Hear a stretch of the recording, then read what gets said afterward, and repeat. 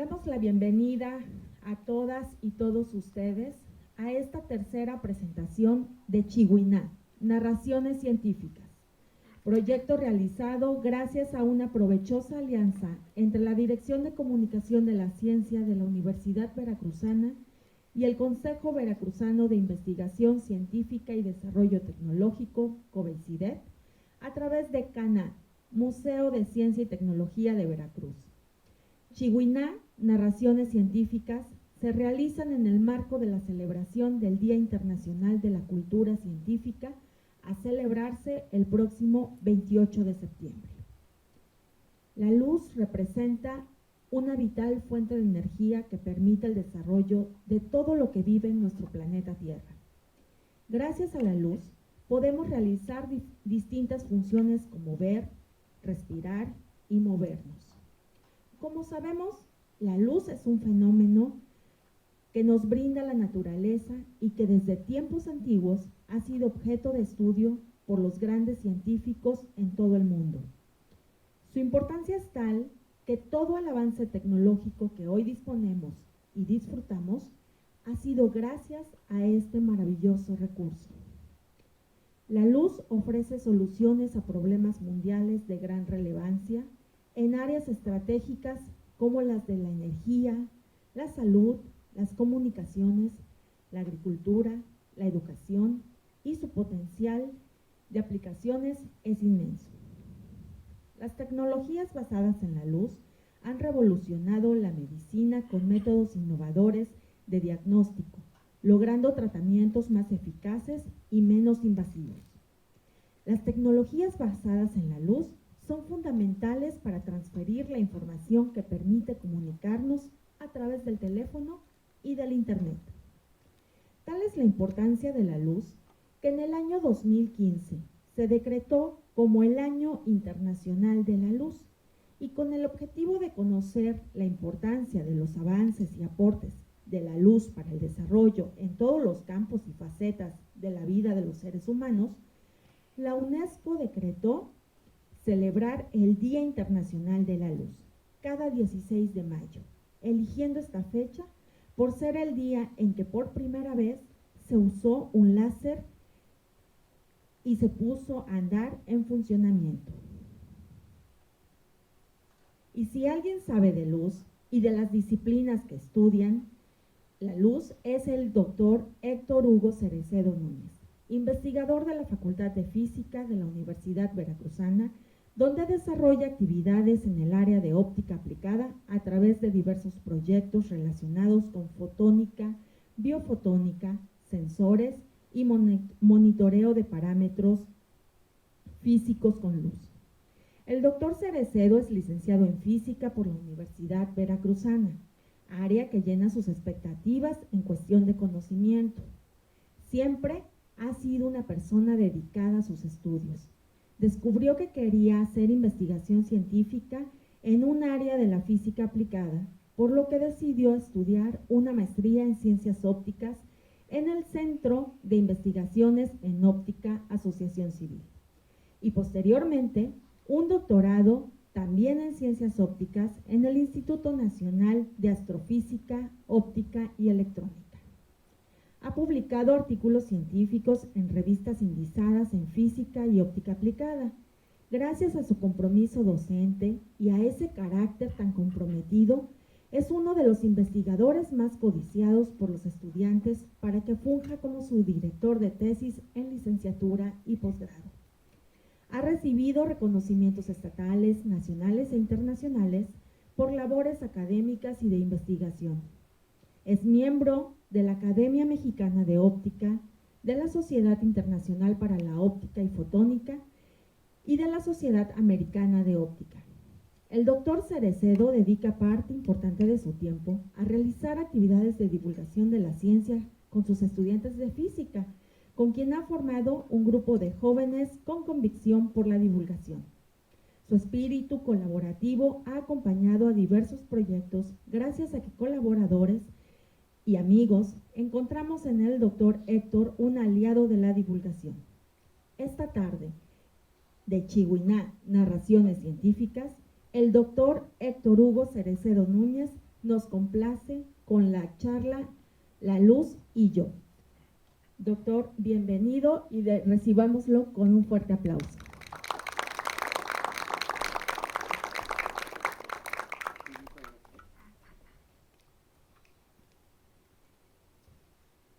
Okay. Bueno.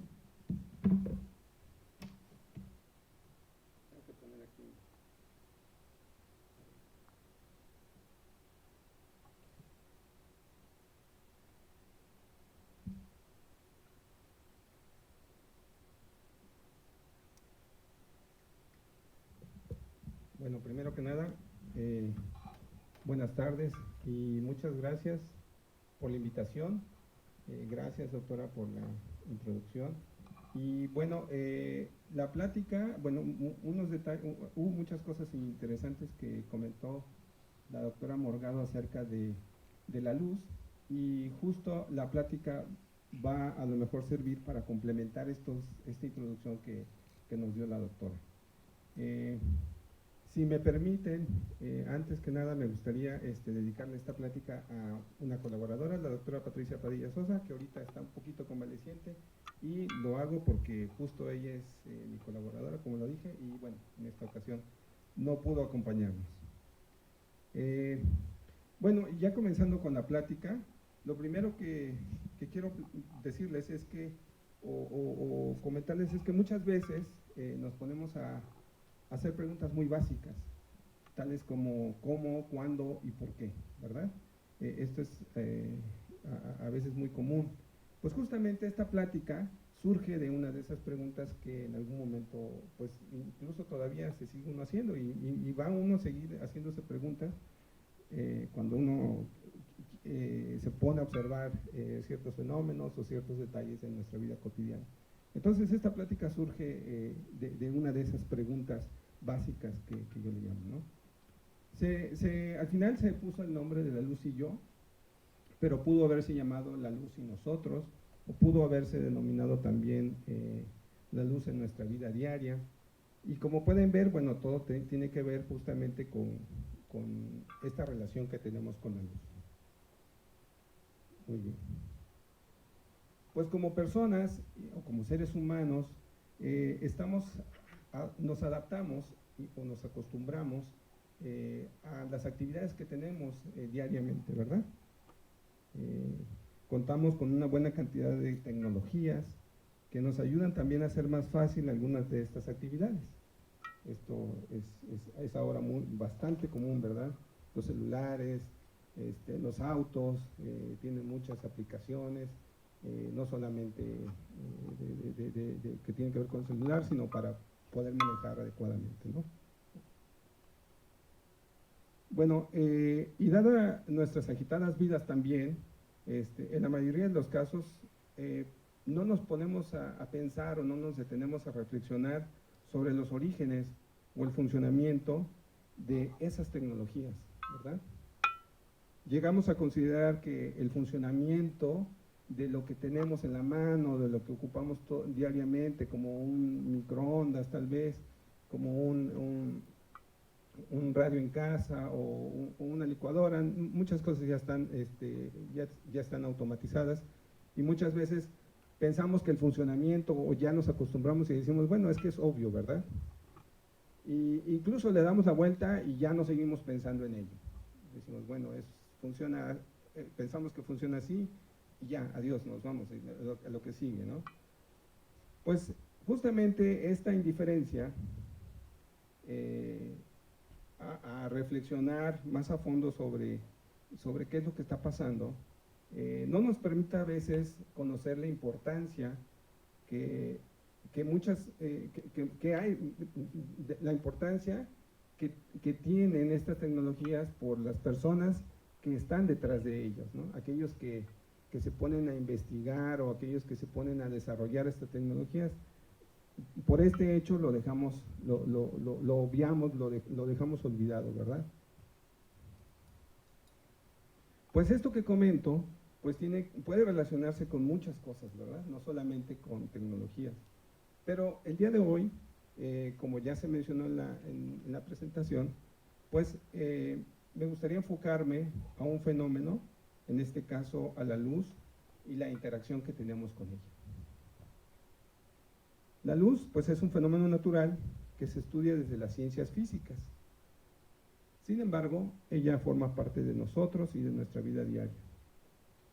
Como comentaba, pues a veces no nos detenemos a observar lo indispensable e importante que ésta llega a ser diariamente para nosotros. Así que en esta plática vamos a reflexionar un poco sobre la luz, los orígenes, las aplicaciones y las tecnologías asociadas con ella. Lo primero que podemos mencionar sobre la luz es que es un fenómeno natural, es un fenómeno físico, que puede explicarse como una radiación electromagnética, ¿verdad?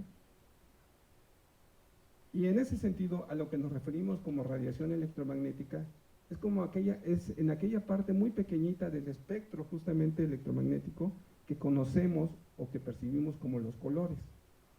Estos colores que van desde el azul al rojo, pasando por diferentes tonalidades, esos colores es la luz, esos colores es radiación electromagnética. Y es una pequeña fracción, como dije, del espectro.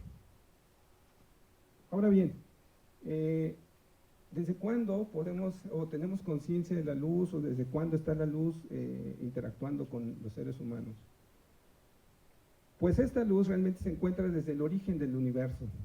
Podemos considerar que en los primeros instantes de lo que se conoce como la teoría del Big Bang, y que hay muchas evidencias de ello, se generaron muchas partículas y entre ellas se generaron los primeros fotones.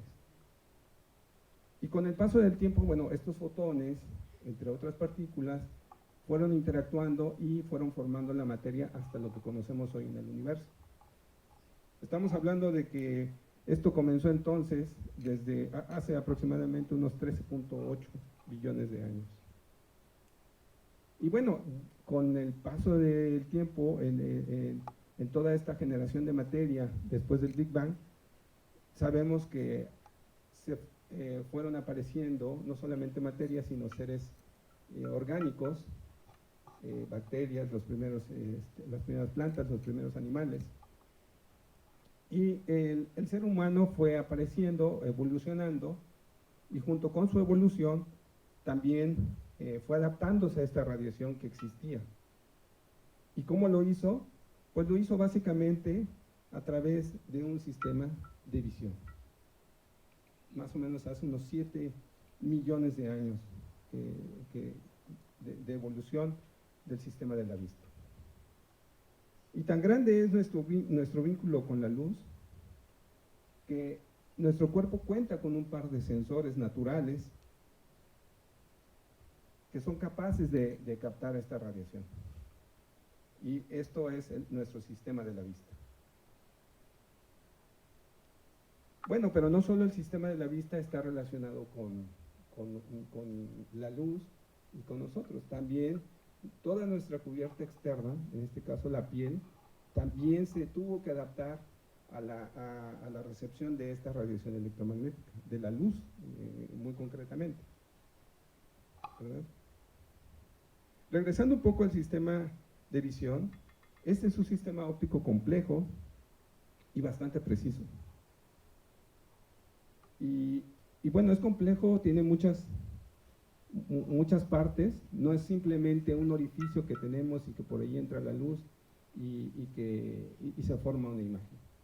Tiene bastantes capas, como decía, es muy complejo, tanto es así que existen diferentes padecimientos o enfermedades asociadas con el sistema de la vista, ¿verdad?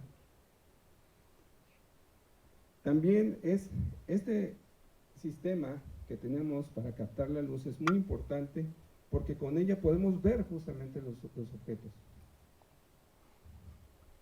Es decir, para que podamos ver necesitamos que exista luz, entre otras cosas. Es decir, todo lo que vemos es porque la luz está reflejando en los objetos y esta luz que se refleja en los objetos es percibida justamente por los ojos y después nuestro cerebro lo interpreta como forma y color. De esa manera es que vemos lo que está a nuestro alrededor. percibimos nuestra, como le llaman, percibimos nuestra realidad. Ahora bien, una vez que el ser humano se evolucionó y se adaptó a esta radiación y adoptó estos órganos, los ojos, el sistema de la vista para poder percibir la radiación, y la piel se adecuó a ello. Bueno, pues empezó dentro de sus actividades a desarrollar lo que podemos decir unas tecnologías tempranas, y en este caso podemos hablar de que las primeras tecnologías asociadas con el uso de la luz pueden referirse al uso del fuego, ¿verdad? Y cómo fue que se usó el fuego en el caso de la luz, o en el caso de nuestro sistema de la vista, pues fue justamente para ver en las regiones oscuras. Esto, con el tiempo también, los mismos seres humanos lo fueron adecuando a lo que fueron más adelante lámparas, ¿verdad? Pero el origen, digamos, de la lámpara pues fue el uso primitivo del fuego para poder ver, entre otras cosas. Y bueno, de esto más o menos podemos decir que sucedió hace 1.4 o 1.7 millones de años. Más adelante en la evolución y de las culturas, por allá de quizás unos 6.000, 5.000 años antes de Cristo, existen varios indicios en diferentes culturas, en lo que ahora es, por ejemplo, la India, China, Egipto, Mesopotamia, Grecia, Roma, Arabia, en los cuales se encuentran indicios del uso o la manipulación de la luz. Un uso muy incipiente, pero se tiene registros desde esas épocas. Un ejemplo de las aplicaciones tempranas o del uso temprano de la luz o de la manipulación temprana de la luz en la civilización humana, pues se puede encontrar en el uso de espejos metálicos, que con ellos se podía percibir la apariencia de las personas. Esto está registrado que sucedió en Egipto hace unos 6.000 años. También existen reportes de piedras de aumento en Roma hace unos 1.000 años, y la adaptación de ellas a las primeras lentes, lo que posteriormente llevó al desarrollo de anteojos. Esto se dio más claramente en Italia en el siglo XIII. Y bueno, todos sabemos que ahora los anteojos nos permiten mejorar la visibilidad de los objetos, ¿verdad? ¿Cómo? Pues a través de una guía adecuada de la luz y que llega a nuestros ojos. Bueno, y más o menos por estas épocas, en estas culturas, es cuando uno podría hablar del surgimiento temprano de una rama dedicada a estudiar la luz. Esta rama actualmente la conocemos como óptica. Actualmente está considerada como una rama de la física que se encarga del estudio y aplicaciones de la luz. Y así, por muchas eras, el estudio de la luz ha tenido avances significativos. Se inventó el microscopio en 1595, el telescopio en 1608, se descubrieron y comprendieron fenómenos fundamentales relacionados con la luz, tales como la dispersión, que a lo mejor por ahí hemos escuchado en algún momento, ¿verdad? En nuestros cursos de secundaria o preparatoria, incluso en la calle o en la televisión, el esparcimiento, la polarización, la interferencia, la difracción, entre muchos otros fenómenos. Se fueron etiquetando, estos fenómenos se fueron identificando y etiquetando para un mejor estudio y un mejor aprovechamiento. Ya en el siglo XX, por allá de los años 60, se logró el desarrollo de una nueva fuente de luz. Y este desarrollo de esta nueva fuente de luz fue muy importante y fue producto justamente de la comprensión que ya se tenía de todo lo que les he platicado sobre la luz. sobre la compresión y manipulación que se tenía hasta ese entonces. Esta nueva fuente de luz es el láser, lo cual es un acrónimo de la amplificación de luz por emisión estimulada de radiación. Así entonces el láser ofrece una retroalimentación científica y tecnológica que va junto también con el descubrimiento de nuevos fenómenos y el desarrollo de nuevos materiales. O sea, no solamente fue el puro desarrollo del láser, sino que otras áreas de la ciencia ayudaron y contribuyeron también junto con el láser a tener esta retroalimentación. Y así es, cuando sucede algo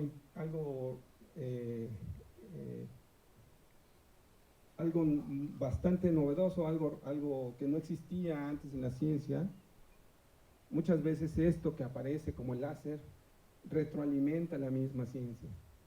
Experimentos que a lo mejor antes eran muy difíciles de llevar a cabo, cuando surge una tecnología que no teníamos antes, los experimentos se mejoran, las mediciones se mejoran, se descubren más cosas. Entonces el láser ha tenido esa importancia. Y por ejemplo, con el desarrollo de los láseres, como decía, se han logrado nuevos descubrimientos, nuevas áreas de investigación. Voy a mencionar algunas que a lo mejor a ustedes no les va a tener un poco de sentido porque son muy específicas, pero bueno, qué bueno que también pudiera ser la primera vez que las escuchen, ¿no? Les decía nuevas áreas como la óptica no lineal, que ustedes van a decir, ¿y eso cómo? Pero bueno, lo podemos platicar si quieren las preguntas. Con el desarrollo de los láseres, tenemos aplicaciones mucho más precisas como los cortes que se hacen ahora con láser para cortes en metal, muy precisos, muy limpios, que antes era muy complicado hacerlo con otra herramienta. Con la aparición de los láseres se pueden hacer mediciones más exactas en ciertas áreas. En este caso, esas mediciones más exactas que se llevan a cabo con luz están comprendidas dentro de un área que se llama la metrología óptica. Aplicaciones también relevantes de la luz las podemos encontrar en el área de la medicina y la biología. A mí, por ejemplo, en particular me atrae mucho estas aplicaciones en la medicina y en la biología. Con los láseres, entonces, en esta área se han desarrollado nuevas técnicas de microscopía que han logrado proveer una mejor resolución de las imágenes. También nuevas técnicas de medición y de monitoreo de parámetros que sirven en biología o en medicina, como algo que se conoce como la tomografía óptica coherente o espectroscopía de tipo Raman. También se pueden ahora emplear nuevas técnicas de cirugía, como el corte con láser, ¿verdad? Existen nuevos tipos de terapias basadas en la luz, como las terapias fotodinámicas. También se han mejorado instrumentos que ya antes se ocupaban y accesorios médicos. Ahí es donde hay una gran contribución y una contribución bastante interesante con la luz. Pero no solamente en la ciencia y en la tecnología el láser ha sido muy útil, también en el área de las artes y el entretenimiento. Existen, por ejemplo, efectos luminosos y de iluminación muy modernos que utilizan fuentes de luz que se desarrollaron muy recientemente, entre ellos obviamente el láser, ¿verdad? También se desarrollan materiales, las pinturas, con mejor calidad o para una agradable visualización.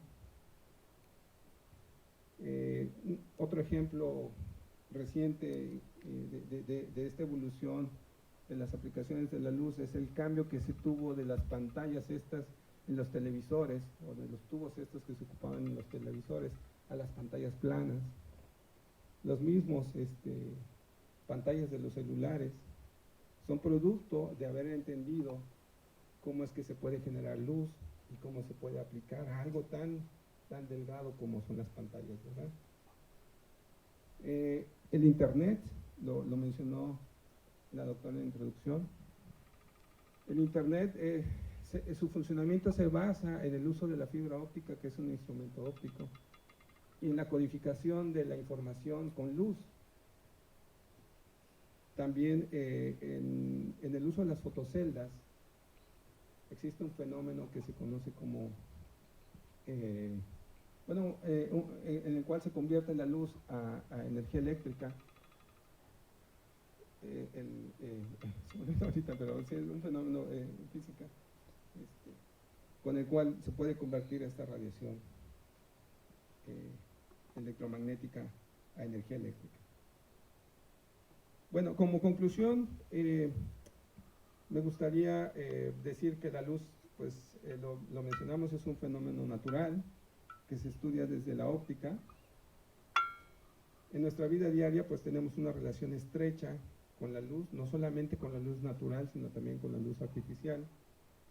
Yo los invito entonces a reflexionar sobre las cosas que nos rodean, y van a ver que vamos a concluir que hoy más que nunca, mucho de ello está relacionado con la luz.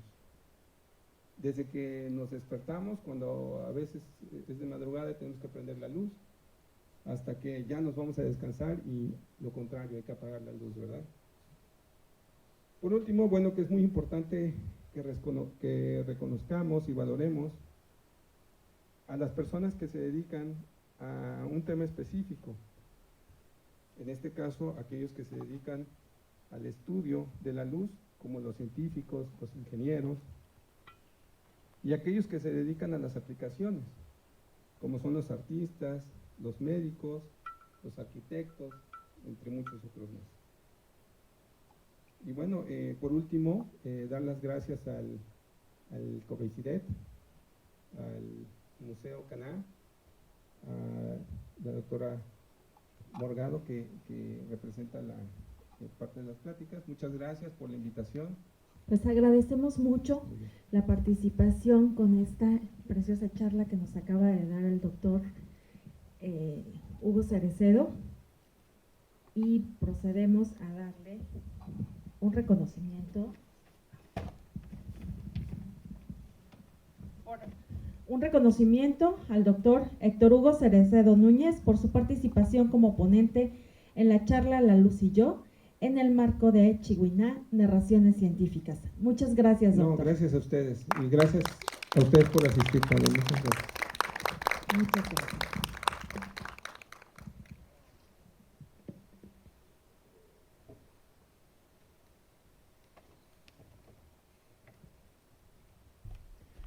Pues aprovechamos el tema que nos acaba de dejar el doctor Cerecedo para platicarles que aquí el Museo Caná, recinto que hoy nos alberga, cuenta con la espectacular Sala Macaquena, Sala de Luz, donde podemos encontrar un breve recorrido por los principales personajes que han estudiado el fenómeno de la luz y de las aportaciones que hicieron para su comprensión. Además, podemos experimentar con la electricidad de manera segura y divertida, usando materiales de fácil acceso en el taller de circuitos eléctricos. Según el Consejo Internacional de Museos, un museo es una institución al servicio de la sociedad y su desarrollo, que adquiere, conserva, investiga, comunica y exhibe, con propósitos de estudio, educación y deleite, colecciones con un valor cultural. Es decir, los museos se exhiben y ponen a disposición del público conjuntos de objetos e información que reflejan algún aspecto de la existencia humana o su entorno. El museo contribuye a dar vida al entorno. Es un punto de atracción de la población que suele convertirse en un lugar de encuentro y de intercambio, favoreciendo la participación de los ciudadanos, como lo que vivimos aquí en cada presentación de Chihuiná. Reconozcamos que al facilitarse el acceso a la cultura a todos los grupos de personas, se contribuye a la igualdad social. Por tanto, los museos son un instrumento de democratización cultural. El estudio del ser humano es una labor complicada, debido a la complejidad y variedad de sus actividades y pensamientos. Durante su transcurso de la historia, los grupos humanos han generado diversas formas de ver el mundo y de entender la realidad. Todo esto dependiendo del lugar y momento de la historia en donde se encuentran. A estas formas de pensar y actuar se les ha llamado cultura, y es la antropología la ciencia que se encarga de estudiar las manifestaciones culturales para entender al ser humano. En esta bella ciudad de Jalapa encontramos el Museo de Antropología, que es el segundo recinto museográfico más importante de México después del Museo Nacional de Antropología en Chapultepec. Es un recinto que busca propiciar no solo la investigación, la conservación y la difusión del patrimonio, sino también busca un ambiente pluridisciplinario para el desarrollo de estudiantes y profesionales de áreas diversas. Los museos son fuente de inspiración para muchos jóvenes. Son espacios que dejan volar la imaginación y permiten la creación de muchos sueños y anhelos. Tal fue el caso de nuestra siguiente narradora científica. De niña, Virginia Arieta pasaba mucho tiempo en el Museo de Antropología de Jalapa. Su padre era artista plástico del recinto y al salir de la escuela, visitar el MAX era parte de la rutina diaria de Virginia durante su infancia y adolescencia. La convivencia con los arqueólogos, sus historias, las piezas alojadas en el MAX fueron los motivos para que Virginia Arieta Baizabal no pensara en otra profesión que no fuera la arqueología, por lo que decidió estudiar la licenciatura en arqueología en la Universidad Veracruzana. Estudiar el posgrado fue el camino para trabajar en uno de los sitios más importantes de Mesoamérica, San Lorenzo, y con la arqueóloga que dirige el proyecto en ese sitio, Ann Sifers. Por lo que, al titularse de la licenciatura, Virginia contactó a la arqueóloga que tanto había leído, contando con la fortuna de que la doctora Sifers no solo la aceptara como tesista, sino que también la invitara como colaboradora de su proyecto, con el cual realizó la maestría en estudios mesoamericanos y el doctorado en antropología con especialidad en arqueología, ambos grados obtenidos por la Universidad Nacional Autónoma de México. Actualmente, Virginia Arieta es investigadora de tiempo completo del Instituto de Antropología de la UV, donde tiene como línea de investigación el estudio de la dinámica poblacional y el desarrollo de los antiguos habitantes del sur de Veracruz. Dirige un proyecto arqueológico en el sitio Olmeca de Antonio Plaza y desde hace 15 años es colaboradora del proyecto arqueológico San Lorenzo Tenochtitlán.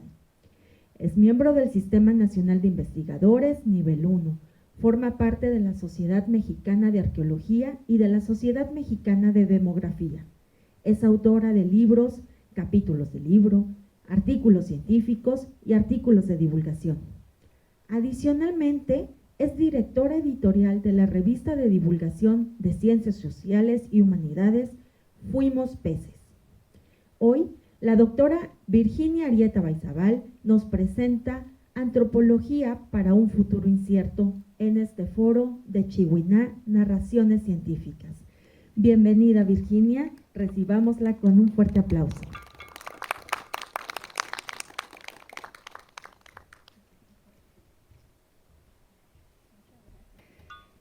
Bueno, pues antes que nada, quiero platicarles que estoy muy emocionada de verdad estar aquí. Te agradezco mucho, mira, no solo la presentación, sino la invitación a Ramón, a Catherine, que cuando me dijeron que si podía venir a ensayar, la verdad, no acepté por nervios, se lo confieso. Cuando vi las fotos de esta impresionante pantalla, dije, no, tengo que vivir la experiencia de primera mano ese día. Y bueno, estoy muy contenta aparte porque creo que es una de las pocas pláticas o de las únicas de ciencias sociales y humanidades. Entonces, de verdad me siento muy privilegiada de ocupar este espacio el día de hoy. Y bueno, ya lo dijo Elvira cuando empezó la sesión del día de hoy, en el marco de un día y un mes tan importante como es el de la cultura científica. Y bueno, ustedes saben que cultura y ciencia son dos palabras que a los antropólogos nos gustan mucho y rigen nuestras vidas. Fíjense que justo en ese momento, cuando recibí la invitación, pues sí me puse a pensar en todos los temas que podía venirles a platicar. Tenían que ser mis 15 minutos más importantes. O sea, tenía que aprovechar esos 15 minutos para venir a platicar con ustedes y dejarles un mensaje importante que nos pudiéramos llevar el resto de nuestros días a nuestras casas. Entonces, siguiente, por favor. Me puse a recordar en las últimas semanas, en los últimos meses, a raíz de que estamos en pandemia, he recibido muchísimas invitaciones a diferentes medios de comunicación, a radio, a televisión, a prensa, y me puse a pensar en las preguntas que regularmente me hacen. Y siempre hay preguntas bastante comunes para los antropólogos y las antropólogas, pero hay una que llama más mi atención, que tiene que ver y que va más al final de estas entrevistas, que tiene que ver con cuál es el futuro de la antropología. Entonces,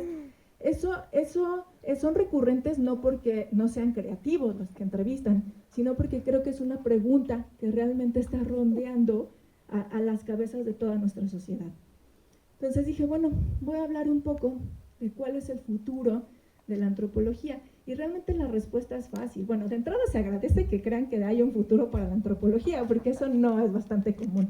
De hecho, ustedes se imaginan, varios de nuestros estudiantes de antropología, cada que llegan y le dicen a sus papás que van a estudiar antropología, pues pegan el grito en el cielo, porque justamente ponen en duda ese futuro. Pero bueno, es muy fácil porque la respuesta está en la pregunta per se.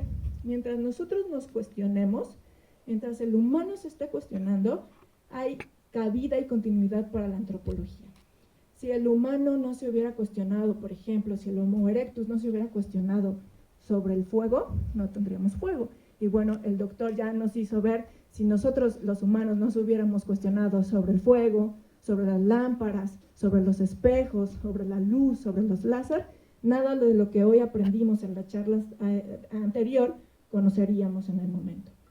Por ejemplo, si Marion, que es quien está aquí, Marion Stirling, generalmente el crédito se lo lleva Mateo, su esposo, Matthew Stirling, pero la verdad es que si Marion no se hubiera preguntado o cuestionado cómo se verían sus bolsas de moda de piel de cocodrilo, hechas de piel de cocodrilo, entonces Marion y Matthew no hubieran ido al sur de Veracruz a buscar ese cocodrilo y encontrar uno de los sitios más importantes de Mesoamérica. Y ni las cabezas, es en serio, la historia está escrita en cartas. Marion fue a buscar cocodrilos para sus bolsas de moda. Estaban en plena Segunda Guerra Mundial. Entonces, mientras nosotros nos cuestionemos, los humanos nos cuestionemos, hay cabida para la antropología. Yo les volteo siempre la pregunta, ¿cómo sería un futuro sin antropología? Y hoy les voy a hablar justo de eso. Les voy a hablar específicamente cuál es la importancia de la antropología y de manera muy especial de la subdisciplina de la que yo me encargo, que es la arqueología. Entonces, vamos a empezar. Bueno, hay que concebir a la antropología y a cualquiera de sus subdisciplinas, es decir, la arqueología, la antropología social, la antropología física, la antropología histórica, la antropología lingüística, como un espejo en el cual podemos mirarnos y ver los logros y los fracasos de otras sociedades antiguas o contemporáneas. Entonces, la antropología en general lo que estudia es a los seres humanos en su aspecto biológico y sus relaciones con otras especies, con otros grupos humanos, con el entorno, desde un aspecto socio-biocultural. Entonces, para estudiar todo eso, necesitamos dividirnos en trincheras. Y una de esas trincheras las ocupamos los arqueólogos. Siguiente. Bueno, antes de empezar, yo sí quiero, siempre está en mis metas acabar con ciertos tipos de mitos. Y siempre empiezo con el de, bueno, los arqueólogos no estudiamos a los dinosaurios. Yo sé que todos aquí, los que están presentes, saben que no estudiamos a los dinosaurios, pero es bastante común, de verdad, si vamos al médico o si de repente vamos a un domingo familiar, siempre va a haber alguien que nos diga, que piense que los arqueólogos trabajamos con los dinosaurios. Y entonces, en tanto la arqueología es una subdisciplina antropológica y los humanos no convivimos con los dinosaurios, entonces no está en nuestro campo de trabajo. Esto es común que piensen, yo creo, por la metodología. La metodología que utilizamos, que es una de las principales, que es la excavación, es algo que compartimos con los paleontólogos. Entonces, va por ahí un poco la confusión. Pero esto es un poco para recordarles que estudiamos a los humanos y las relaciones que hay entre como grupo sociocultural. Entonces, otra cosa es que también, imagino que más de uno aquí piensa que la arqueología solo se encarga del pasado antiguo. Y lo entiendo porque la mayoría de nosotros, los arqueólogos y arqueólogas, nos dedicamos sí al pasado muy, muy antiguo o al pasado remoto. Yo, por ejemplo, me dedico a la cultura olmeca, de las cuales voy a hablar un poquito el día de hoy, que es la más antigua de Mesoamérica, hace 3000 años, pero la realidad es que no todos los arqueólogos y arqueólogas nos dedicamos al pasado antiguo.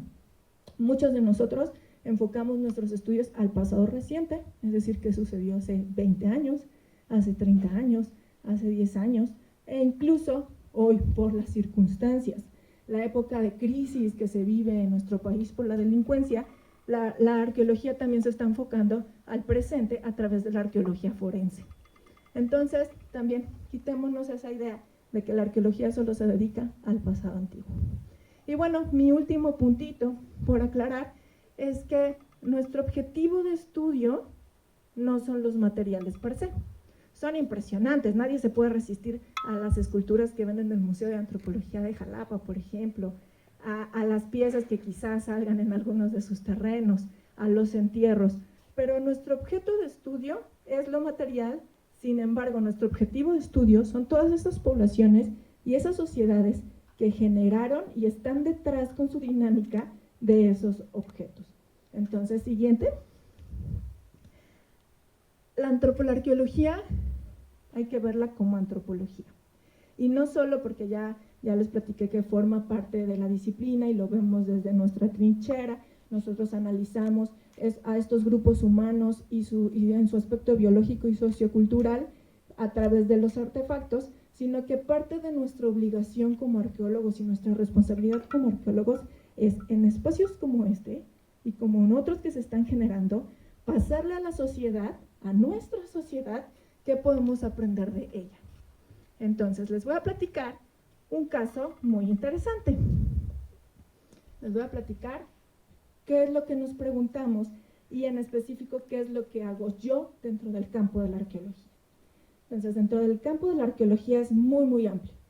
Y generalmente nos preguntamos, cuando encontramos una pieza, de qué tipo es la cerámica, de qué forma es, la dibujamos, si tenemos la suerte de encontrarla completa, por ejemplo, que pocas veces sucede, etc. Pero hay un campo dentro de la arqueología que se ocupa de los estudios de la población. Es decir, somos los demógrafos del pasado. Lo que hacen los demógrafos actualmente, que es medir la dinámica de población, de por qué surge una población, por qué hay momentos como el que estamos ahorita, que la curva poblacional varía, baja, de repente sube, o por qué hay un declive en la población. Eso lo tratamos de ver los arqueólogos en sociedades del pasado. Entonces nos preguntamos cosas como, ¿por qué hay sociedades que eligen ciertos lugares para asentarse? Como los olmecas, por ejemplo, ¿no? Que se ubican, ahorita les voy a enseñar, en los pantanos del sur de Veracruz, en algo que para nuestra sociedad pudiera ser lo más crítico y que nos preguntamos, ¿por qué se asientan en los pantanos, al lado de los cocodrilos, con esa lluvia de mosquitos? Eso tiene una respuesta bastante específica. ¿Por qué creció o disminuye una población? ¿Por qué migran? ¿Por qué migraron? ¿Se los llevaron los extraterrestres, como nos dice en el History Channel? No, hay una razón por la que emigran. ¿Por qué hay sociedades que cambian? ¿Y por qué hay otras sociedades que desaparecen? Y eso es lo que les voy a platicar ahorita en el caso de los olmecas. Bueno, yo me imagino que todos aquí saben de olmecas, pero me voy a tomar unos minutitos para recordarle todo lo que hemos aprendido. Bueno, los olmecas es una de las primeras civilizaciones en Mesoamérica. Yo creo que es la primera civilización en Mesoamérica. Solo que hay todavía una discusión. Ustedes quizá recuerden en sus libros de primaria que nos la presentan como la cultura madre, ¿cierto? Bueno, hay sitios importantes en el sur de Veracruz y en Tabasco. San Lorenzo es uno de ellos, La Venta es otro, y de repente por ahí sale Tres Zapotes. La realidad es que lo que hemos aprendido en los últimos años es que los sitios más importantes son San Lorenzo y La Venta, mientras que Tres Zapotes es un sitio ya tardío del Olmeca, algo que nosotros llamamos Epi-Olmeca. Entonces, para hablarles de un tiempo, estoy hablando de que estamos hablando de hace más de 3.000 años, casi 4.000, 1800 antes de Cristo, 1200 antes de Cristo, y en específico les voy a hablar de un sitio de la primera capital olmeca, de donde surge absolutamente todo. Entonces, imagínense que hace, ¿qué fue? En 2005. Es un sitio muy grande. Lo que ustedes ven arriba, ahorita les voy a platicar qué es, pero me voy a ir para acá, porque aquí hay una gran imagen hasta arriba. Ustedes pueden ver sorgo. Actualmente se siembra sorgo en esas planicies aluviales porque no se presta para sembrar mucho maíz. Entonces se siembra sorgo. Y lo que ven hasta atrás en la primera imagen es el sitio olmeca. Es una meseta que los olmecas construyeron de forma, o sea, es completamente artificial. Depositaron 8 millones de metros cúbicos de relleno para construir una isla en medio de cuando hay época de lluvias, como lo que ven abajo, se convierte en una isla literal. O sea, por ejemplo, cuando estamos en trabajo de campo, nosotros tenemos que ir de enero y a la primera lluvia de mayo tenemos que salir de ahí porque si no, no podemos salir. Los habitantes actuales han aprendido a vivir con eso y lo que nosotros vemos de crisis, ellos lo ven como una época favorecida para obtener recursos de esa planicie aluvial con los que mantienen a su familia el resto del año. Pero eso es San Lorenzo, lo que se ve ahí que sale en esa llanura de inundación es una meseta que recordemos que es artificial y que está hecha por los olmecas. Eligieron ese lugar para sentarse dentro de todo Mesoamérica. Como es muy grande, estamos hablando de 700 hectáreas más o menos construidas, imagínense, son 10 veces la pirámide del Sol de Teotihuacán. Se estableció un programa de pruebas de barreno, porque resulta que las excavaciones tradicionales no podíamos llegar a lo más antiguo del Olmeca, lo más antiguo de San Lorenzo. Estamos hablando de que las excavaciones más profundas que están hechas aquí, de todo Mesoamérica, es de 12 metros, ¿no? Recordemos que hay lluvias, entonces a los 12 metros ya empezamos a peligrar, los arqueólogos empiezan a derrumbar las paredes. Aparte de ello, no hay piedra de forma natural, es por eso tan impresionante. Y una de las preguntas es, ¿cómo es que traían los grandes bloques de basalto desde la Sierra de los Tuxtla a más de 60 kilómetros en línea recta cuando no hay piedra de forma natural? Entonces, es muy difícil hacer excavaciones tan profundas en este sitio. Y llegábamos a los 12 metros, a los 13 metros, y seguía apareciendo material, y no podríamos contar el inicio o el origen de este sitio mientras no lleguemos a lo más profundo. Entonces, se implementó un programa de pruebas de barreno. Las pruebas de barreno son las que ustedes pueden ver de este lado. Son extensiones que van perforando la tierra de manera manual con una manivela, como si fuera con movimientos helicoidales, vamos perforando la tierra y vamos haciendo pequeñas excavaciones y hacemos microexcavaciones en las cubetitas. Y bueno, se perforó, miren, ahí está la imagen, 2.602 veces todo el sitio. Se hicieron pequeños huecos que llegaron a 20 metros de profundidad y nos seguía apareciendo material. Pero bueno, ya tenemos, por ejemplo, las fases más tempranas y podemos conocer muchos aspectos de San Lorenzo. Voy a hacer un breve resumen de todos los resultados que tuvimos, porque no quiero hablarle del éxito de los olmecas, quiero hablarles de su fracaso, porque creo que eso es más de lo que podemos aprender. Entonces, les recuerdo rápidamente. San Lorenzo, cuando hicimos este programa de pruebas de barreno, pues pudimos conocer muchísimo. Pudimos conocer eso, que depositaron 8 metros cúbicos de relleno para hacer la gran meseta, que es completamente artificial, eso lo logramos a través de las pruebas de barreno. Antes se pensaba que era una meseta natural. Después vimos cómo eran sus casas Y aquí les pongo un ejemplo de cómo es una casa actual. Bueno, las pocas que quedan, ya no todas son de barro ni con techos de palma, pero lo que vemos en las excavaciones son casas muy parecidas a las que como esta muestra actualmente. Vimos el tamaño de sus casas. Conocimos lo que ustedes ven aquí es el Gran Palacio Rojo, una unidad habitacional de un gobernante. Y dentro de los descubrimientos que hicimos hay una escultura muy especial que nos indica que quien vivía ahí es el gobernante que está representado en la cabeza colosal número 5, que está en el Museo Nacional, en el museo de aquí, de Jalapa, de Antropología. Entonces, cuando puedan ir al museo, que está abierto también, y vean la cabeza colosal número 5, que tiene dos patitas de ave en su casco, entonces ustedes ya saben que quien está retratado ahí es el gobernante que vivía en el Palacio Rojo. Literal, era un palacio de color rojo, porque estaba hecho con hematita especular que hay en la región. Sabemos también, por ejemplo, que vivían 11.860 y tantas personas. Estamos hablando del sitio más grande, más antiguo y más poblado de Mesoamérica en su momento. Pero como les digo, no les voy a hablar de sus éxitos, les voy a hablar de sus fracasos. Y bueno, aquí está una muestra de cómo se ve la meseta, la gran construcción de la meseta.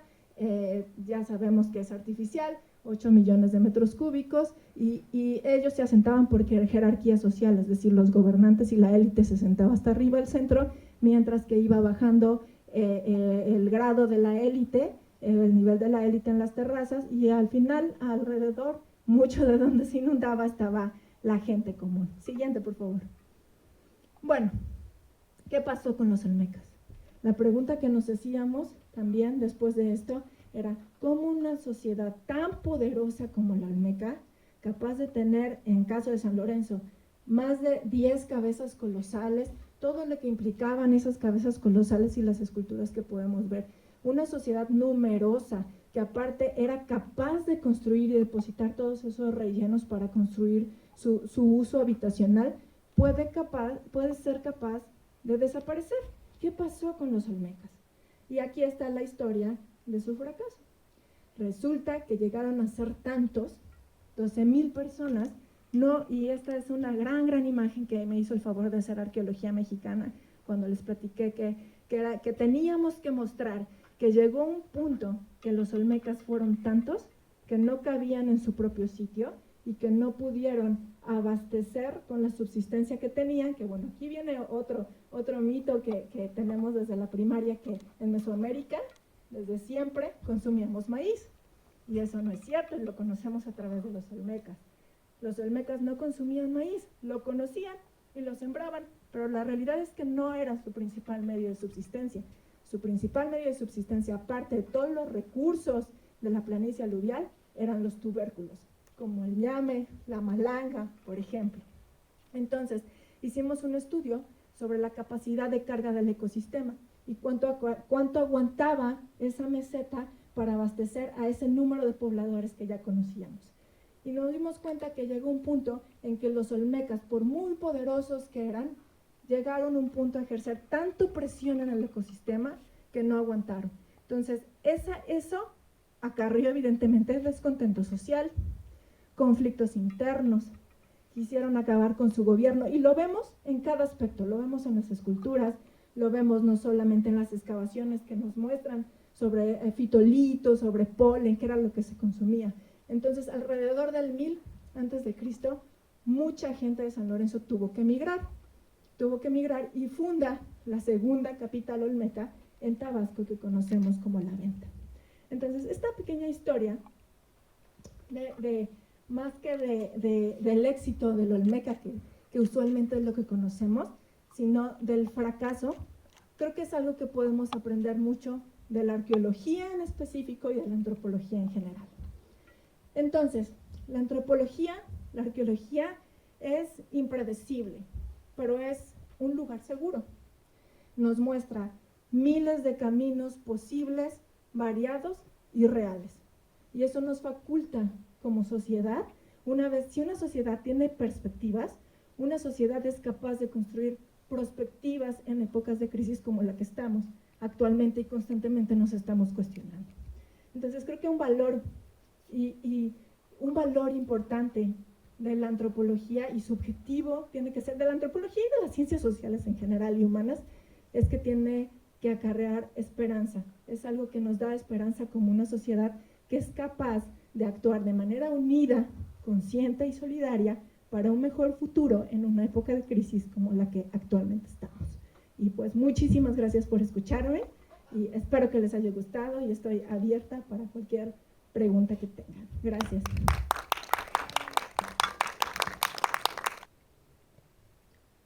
Pues muchas gracias, Virginia, por esta espléndida plática, muy interesante justamente que coincidieran dos áreas aparentemente tan separadas, pero tan interrelacionadas las unas y las otras.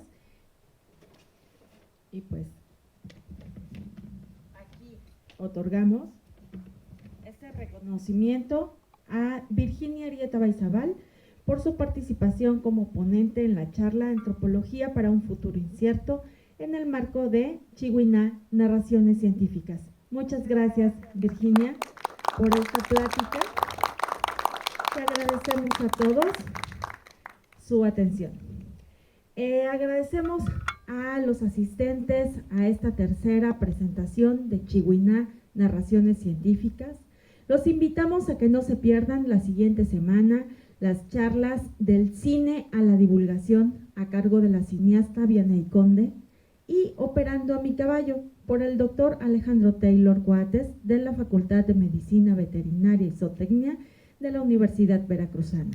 El próximo martes 28 de septiembre a las 16 horas en las instalaciones del Museo Caná, aquí en la Sala Lacahuán. Les recordamos que en el área de registro se encuentra una encuesta de salida. Agradecemos su apreciable asistencia a Chihuiná, Narraciones Científicas y les deseamos una excelente tarde. Muchas gracias.